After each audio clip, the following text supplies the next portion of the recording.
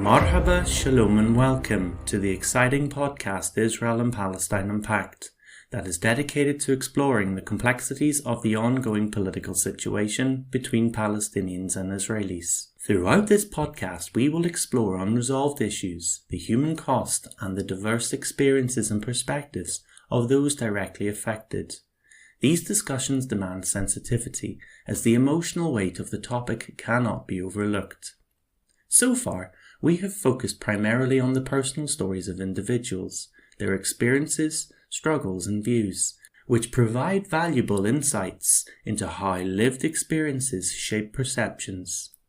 Moving forward, in the near future, I aim to engage with academics, historians, journalists and writers who have examined different dimensions of this complex political landscape.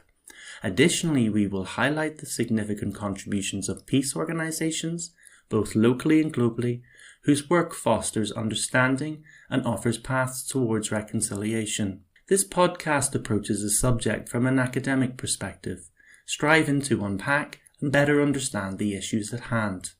I am not a journalist by trade, and my interviewing skills are continually developing. With each conversation, I aim to grow through self-awareness and constructive feedback. While I may occasionally miss opportunities to further explore claims or subjects, I view these moments as steps in a learning journey that I hope will make each episode more insightful. Finally, it is important to emphasize that all views expressed are those of the interviewees alone and do not necessarily reflect the views of this podcast.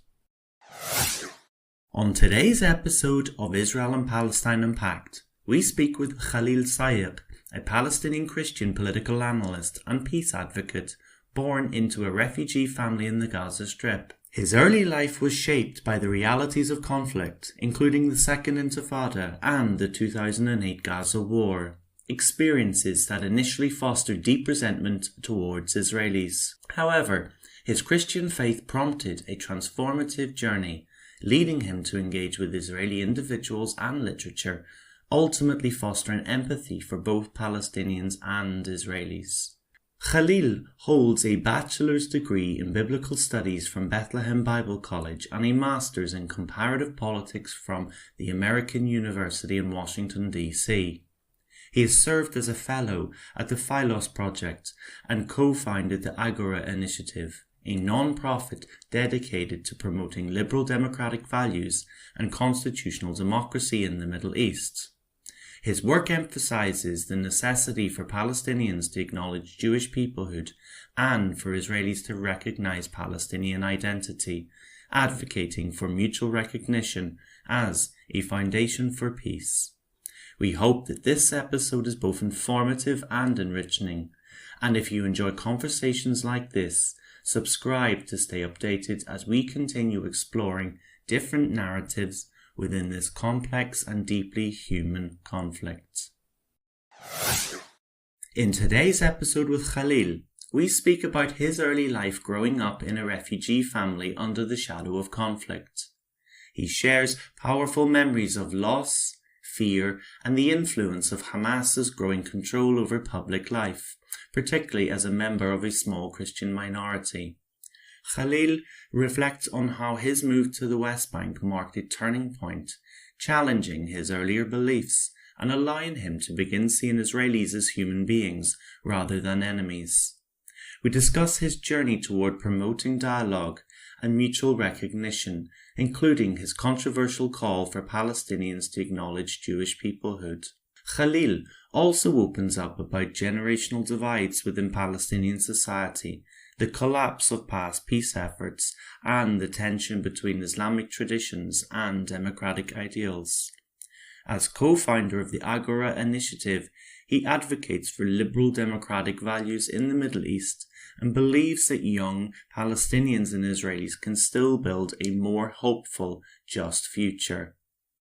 Khalil, you grew up in Gaza in a refugee family, which meant you were exposed to conflict from an early age. Can you walk me through that part of your life? What was your outlook towards Israelis and Jews back then? Thank you for having me.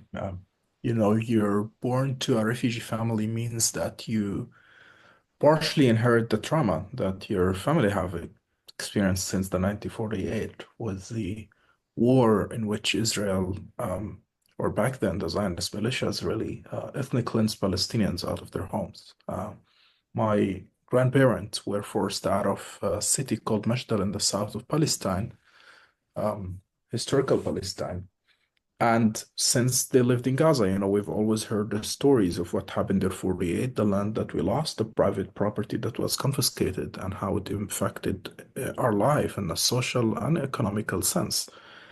And it leaves you with deep pain, right? Because you know about this one thing that happened a long time ago, but you're also experiencing it on a daily basis. It's not like the colonization of Palestine has occurred in 1948 and it ceased to exist, but you continuously see it in front of your eyes. I saw it before the 2005 with the Israeli settlements in Gaza and the obstacles they put in Palestinians' life.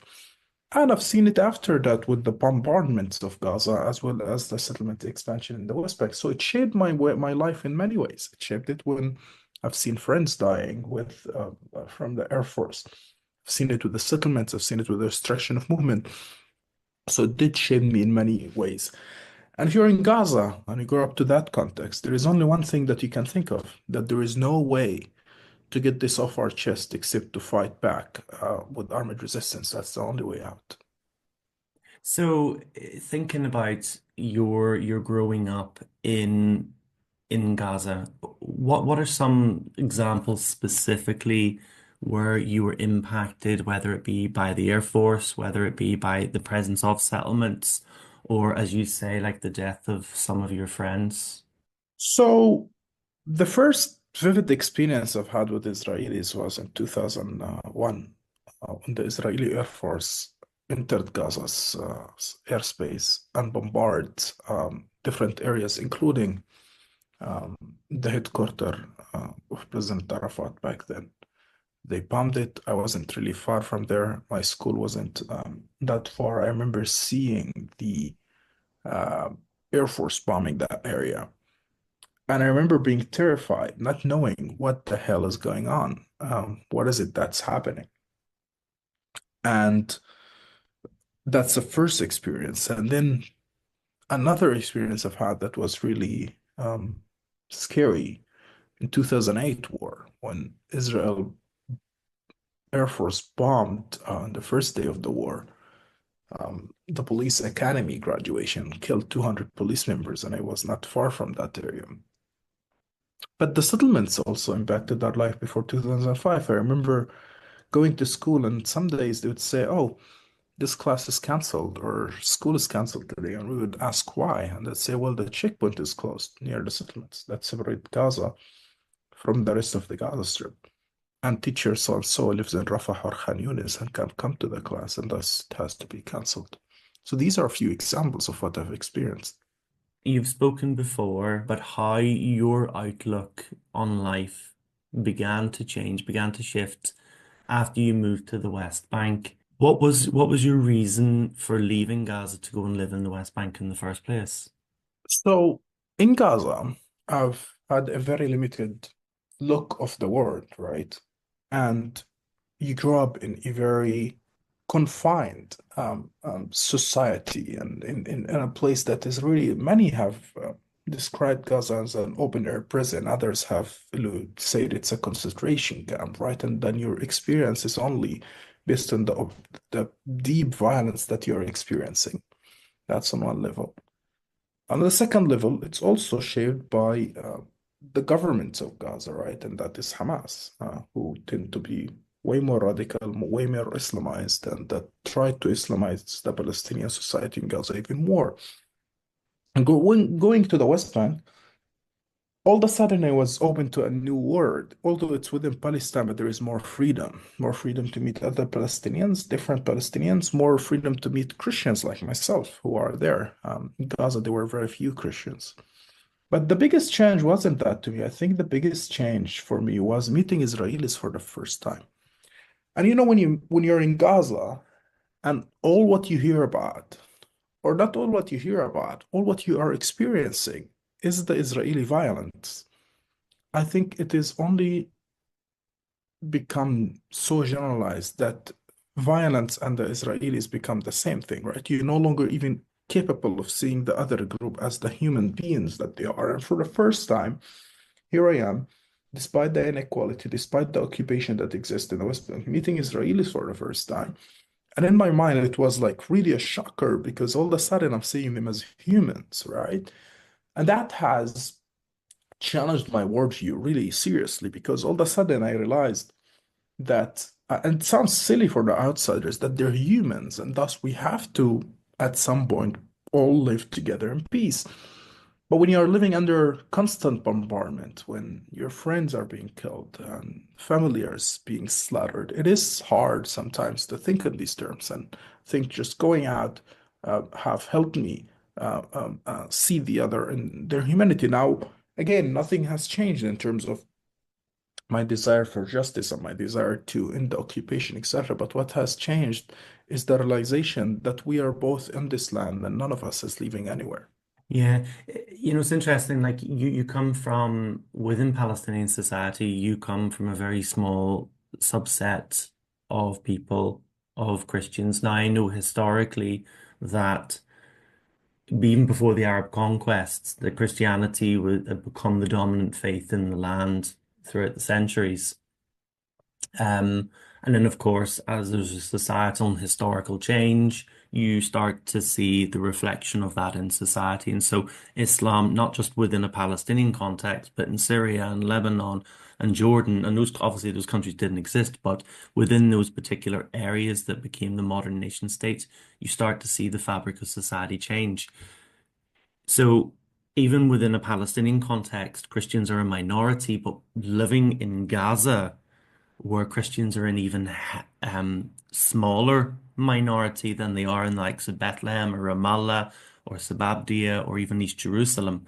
What was it like growing up as a Christian in Gaza during that time? It definitely was complicated, right? I mean, most of the times I was the only Christian kid at the entire school, right? And it was literally a one in 1,000 or one in 2,000, depends on the size of school. And it did pose certain challenges because you're the other to the people, right? You're something different. But at the same time, I think to a large extent, Palestinian society has managed to unify Muslims and non-Muslims under the national identity. And to a very large extent, there was always emphasis on looking beyond religion to a national identity. And that's why I did not experience many issues. I've had incidents here and there, but it wasn't as serious until Hamas took over. And I think Hamas took over has changed this issue because all of a sudden you had a movement that claims to be Islamist and claims to be representative of Palestine that runs Gaza. It's an authoritarian regime. And it's interested in Islamizing the society as a whole and specifically Islamizing the public square. And the Islamization of the public square, one could argue this is persecution, others would argue it's not. I'm of the opinion that it's not, but it does pushes the Christians to the corner because all of a sudden you have an official religion that is only allowed in public as opposed to other religions. And all of a sudden Christians feel more and more alienated. Yeah, it's interesting you say that there. I know that from my studies and from the teaching that I've done here in Belfast that you use the term public square. And what's interesting about that is that there has been a concerted effort, particularly within Gaza, like Gaza, because of its geographic location, its size, the population, the socioeconomic issues. It's a more condensed kind of territory or strip that has Right. allowed for an even greater concentrated form of like Islamization. So the taking over the public square of universities, of hospitals, of clinics, of schools are those public kind of landmarks where Hamas has been able to instill their particular ideology. But it's interesting, and just even hearing you saying that, and then you say that you moved to the West Bank and you still talk about occupation, but you talk about it in a very different particular light. Some Palestinians that I have interviewed or even met during various parts of my life, from Nablus, Bethlehem, Ramallah, etc., would still talk about occupation, but they would also talk about dehumanization from their perspective. You used a very interesting word. You saw them as humans. How and in what particular light did you see them as humans? Um, in contrast to other Palestinians who just see soldiers or settlers who maybe are being aggressive to them. In what way did you see them as humans, if you understand me? My first interaction was literally with a woman who was feeding her kid, and that's, I think, was quite humanizing because that was the first interaction beyond soldiers, right?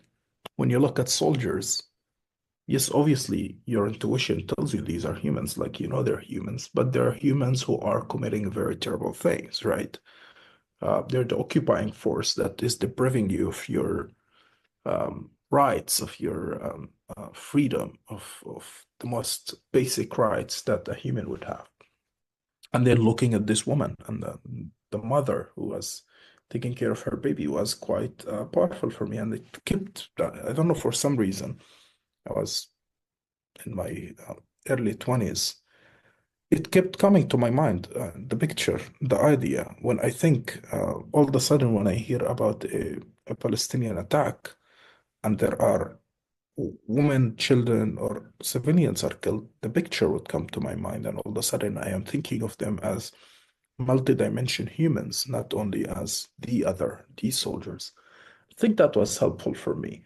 Now, how much can one hold to this truth, to this humanization of the other when you are being constantly dehumanized in a way massive more way, and when there is an industrialized genocide going on in Gaza? That's a really difficult task, and one that I try as much as I can not to feel it, but a lot of people ended up, unable to maintain that humanism. Yeah, just building on your own personal journey, we see shifts in the landscape in both Israeli and Palestinian society, towards the desire for a settlement, and then conflict of various sorts arises, and then you see an entrenchment to those perceived positions of security. But you yourself have been on the road highlighting the need for Palestinians to engage with the concept of Jewish peoplehood, which I can imagine is quite a sensitive and controversial issue. What kind of pushback, Khalil, have you received within Palestinian society for this kind of dialogue and mutual recognition? So I think before that, we have to like understand why Palestinians reject dialogue, why do they reject even a lot to recognizing the Jewish nationhood, right? Simple reason for the rejection of the Jewish nationhood is that there is a clear evidence historically that this comes at our expenses. The only way through which a Jewish state exists is by ethnic cleansing the Palestinians. And the only way it's maintaining itself as a Jewish state today is through the occupation and oppression of the Palestinians. So that is the first reason. The second, when we talk of dialogue, dialogue presupposes both sides are equal, right? And thus people refuse that because the truth is we're not equal. We are occupied people. And I don't see anyone talking about dialogue between Ukrainians and Russians, for example. There's negotiation. That's a different thing. So I really don't like the language of dialogue. I say that we have to work together to end this madness, to end the occupation and injustice. That's the language I believe in more. But that requires us to acknowledge certain things, such as that the Jewish people are not going anywhere, nor the Palestinians. That yes, Israel is a settler colonial state that have oppressed our people for so long, but the Jewish people do have history and deep connection to the land, and we have to acknowledge it at the end of the day because they're not going anywhere. They're staying here. If that's in a one state, that's fine. If that's in a two state, that's also fine, but they're staying. And I think that's what I've been saying now. Yes, I do get pushbacks by a lot, especially the radicals, because this is a new position to them that is anathema.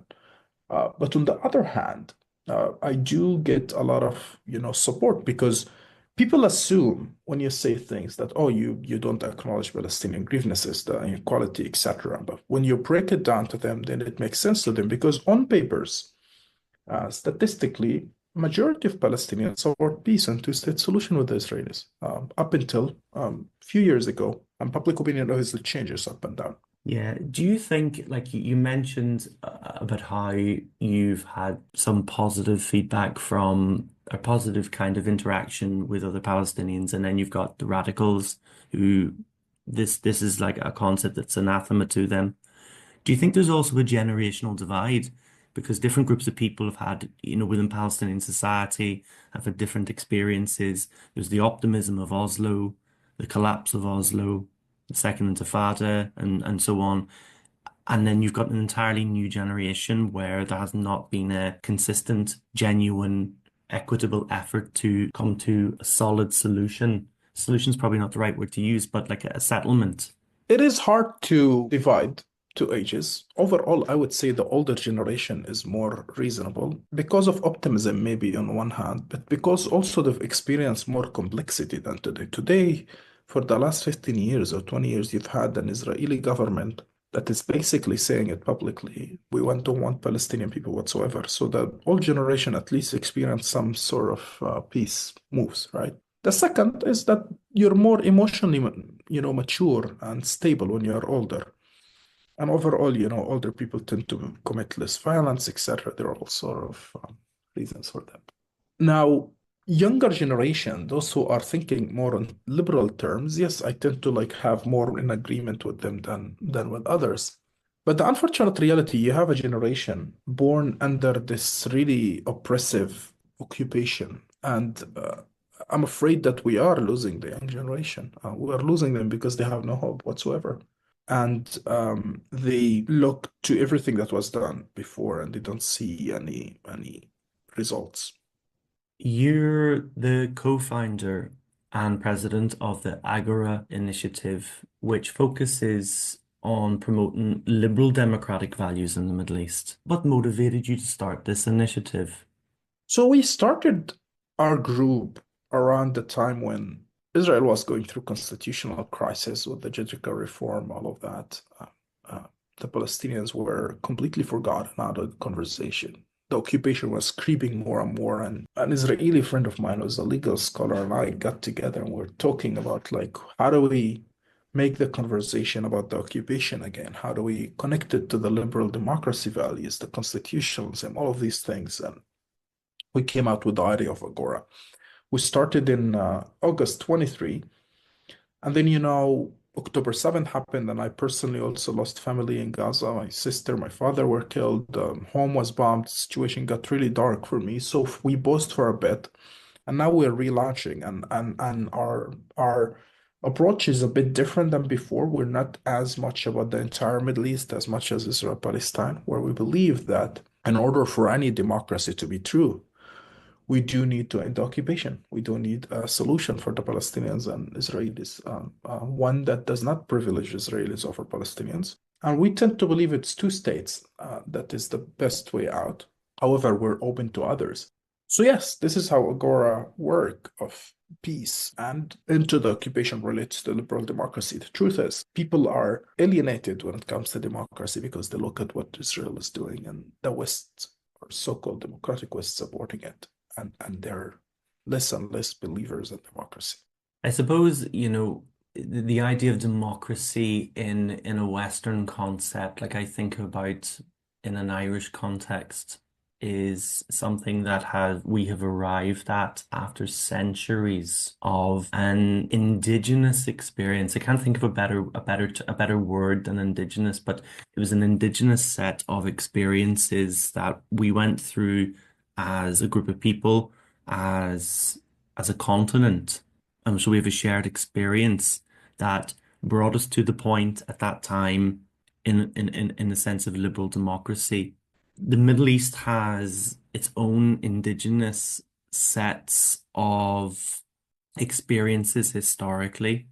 Thinking back to my time studying Islamic studies, there are those who see Muslims being the most numerous group of a religion in that part of the world would argue that there are ways in which you can take the Islamic context within a democratic framework, and then there are those both within and without the Muslim community that would argue that Islam is incompatible with democratic values. Now, and again, there's Muslims come from many different social and economic perspectives in different parts of the Middle East. Within the Palestinian context, you talk about democracy as being one of the focuses upon which you mean as a means of addressing the Israeli-Palestinians political conflict. In what way can democracy help to bring healing to Palestinian society? What role would it play? So I'm of the opinion that if you take democracy out of its liberal component, at least what we understand as liberalism today, which is, basic protection of freedom of the individual, rule of law, etc., then democracy itself becomes meaningless, really. But I don't use the word liberalism usually because there is all sort of secular understanding for what this could mean. So I usually use constitutionalism, right? Rule of law, individual freedom, etc., which, at least in the American Constitution, you'd have it, and so is the Irish and others. So that's what I tend to focus at. How does this bring healing? I think it would bring it by bringing equality, a sense that you can obtain your rights through democratic and peaceful means. And I think that's the most important thing that the Palestinians and Israelis need at this point. But it's also important for the broader region. I mean, you look at what's been happening in Syria for the last 14 years under really totalitarian regime of Bashar al-Assad and the crimes that he's committed and the sectarian cleavages that he built or created because of his regime and the way he acted as an Alawite himself. And right now, you look at the reverse, right? You're seeing more and more Sunni groups that belong to the Syrian government today. And it's quite dangerous. And that's, I think, Syria most more democratic society or Islamist democracy or some sort. Without the liberal component, I'm afraid that that's not enough to protect the minorities and others and to ensure equality between all. Yeah. Your work has appeared in numerous media outlets like Al Monitor, The New Arab, the BBC, and Al Jazeera, to name a few. Now, thinking about the media per se, from your opinion, how does the media shape the global perception of the political situation between Palestinians and Israelis? So it's very obvious that the media is biased toward Palestinians. That's just a fact, and so much ink has been really spent on explaining that. I do think that the media plays a huge part because, policies to a certain extent in the West are driven by what people know and don't know because it's a democracy. Obviously, there are lobbyists and obviously there are all sorts of power corporations that are involved, but ultimately, people play a big part and people don't know what they don't know, right? And the media shapes what you know or you don't know about different continents, such as, the Middle East, right? And I think that's plays a huge part into how you think of the other. And to my mind, it's very negative. There has been some improvements on reporting, more Palestinian rights, etc. I tend to try to be optimistic as much as possible. But the amount of pressure the media gets to dehumanize the Palestinians has been really insane. Okay, in what ways have you yourself experienced that? I can give you example. I've known the staff on the New York Times who work on the Middle East issues. I know they quoted me once or twice as an analyst and expert. They avoid me, and I will know that they do interview others with less experience, but because of their opinion, Okay. tend to be more favorable toward Israel. So you've experienced it all the time. You're on TV, and the host is always pushing back, trying to tell you the other side of the story. If you're Israeli and you're on TV, you wouldn't be pushed back by the presenter. Okay, okay. Do you think that it's a difficult question because I'm thinking in light of everything that has been happening, okay? Mhm. Do you think that there are realistic and achievable steps that could be taken within the next generation to move things forward to an equitable situation? So the reality is there are things to be taken tomorrow by the government if they want. America could involve tomorrow in the same way they are involved with Ukraine and Russia today and get Israel to end its occupation. It's simple. Israel can end the occupation tomorrow and this can be over. They're choosing not to do it. There is security complexity, all of that, but all of that can be figured out. It's not difficult. They refuse to even sit on the table. That's the reality. And today, it became almost a given here in Washington, D.C., that there will not be into the occupation or peace negotiation, etc. That's an issue. As to what can be done, I think the best thing that can be done for the Americans to push Israelis to the table, I think with the Saudi deal and everything, this can be positive. Now, we know that this is most likely not happening and the Israelis are not coming to the table. So we, the citizens of the world, if you wish to call it, we need to push more and more toward making sure that our politicians get things done in that regard. As regard to us, Palestinians and Israelis, I think we have a long way to go. I personally think that each side has to focus a lot of their energy on fixing the house internally, meaning we have to take care of Hamas, they have to take care of their extremists, but also at the same time, we need a unifying message, one that is similar to the Oscar-winning documentary of No Other Land, where a Palestinian and an Israeli both resisting the occupation as it portrayed to destroying Masafa town. And that's, I think, the type of spirit we need. And finally, thinking about the Agora Initiative and your work and your relationships with other Palestinians and Israelis, are young Palestinians and Israelis receptive to the ideas of the Agora Initiative? There is a variety of people.